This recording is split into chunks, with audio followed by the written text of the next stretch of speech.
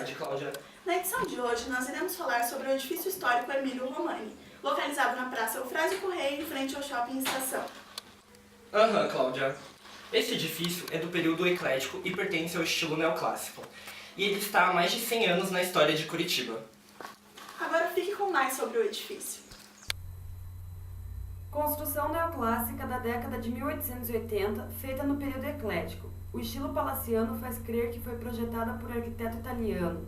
Foi residência, escritório e armazém, sede da Companhia Francesa de Estrada de Ferro, instalação militar, clube esportivo e social, comprada em 1911 pelo Ítalo Curitiba. O Sobrado Rosa, situado na Praça Eufrásio Correia, conhecido outrora como Praça da Estação, foi edificado na época da transformação da cidade pela chegada dos imigrantes de origem alemã, polonesa e italiana.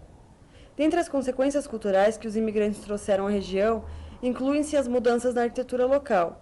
Influenciada pela arquitetura italiana do construtor do edifício, a casa tem à frente uma galeria porticada de 6 arcos, encimada por terraço.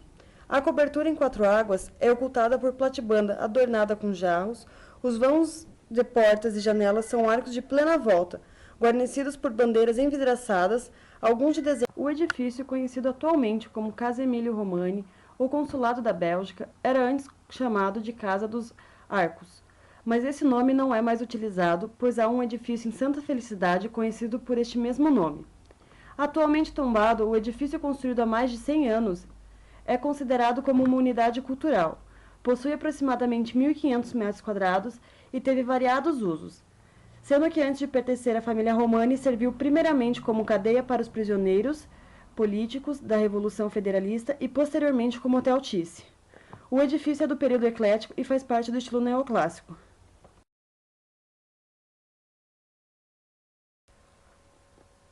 O edifício apresenta clareza da construção e simplicidade das formas, cornisas e platibandas explorando recursos formais. A platibanda apresenta compoteira. As paredes, de pedra ou tijolo, possuem cores suaves como branco, rosa e azul pastel, e sobre fundo se destacam portas e janelas em arco plenos. Vidros, ferragens, calhas, luminárias e madeira para as portas e janelas, ainda as estruturas de telhados, vinham da Europa. O edifício está construído sobre o alinhamento da rua.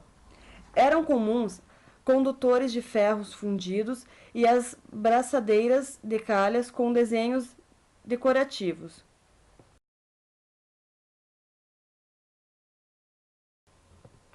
Com a introdução da iluminação a gás, cresce subitamente a importância das luminárias. Distribuíram-se arandelas pelas paredes nos pontos de mais destaque.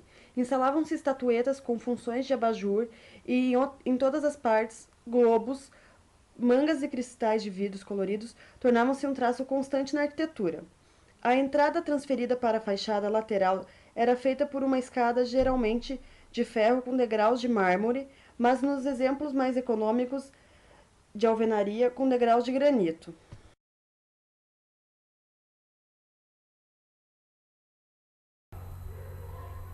Também evidenciamos a diferença da construção com o terreno.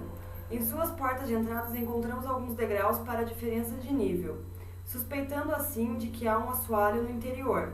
Porém, desconfiamos que ela tivesse sido feita em outro período, pois no período em que a casa foi construída, os assoalhos eram feitos com madeira e grandes vigas, sendo assim, tendo uma diferença de nível visível com a diferença de material para a ventilação do assoalho, não sendo esse assoalho uma espécie de porão, e sim somente uma altura para a ventilação. Encontramos também calhas que, a nosso ver, parece ser metálica. Embutida também nos faz achar que é antiga, porém colocada em outra época. Não temos evidências de que época ela foi colocada. Podemos somente esclarecer que no eclético as calhas eram feitas de aço fundido ornamentadas.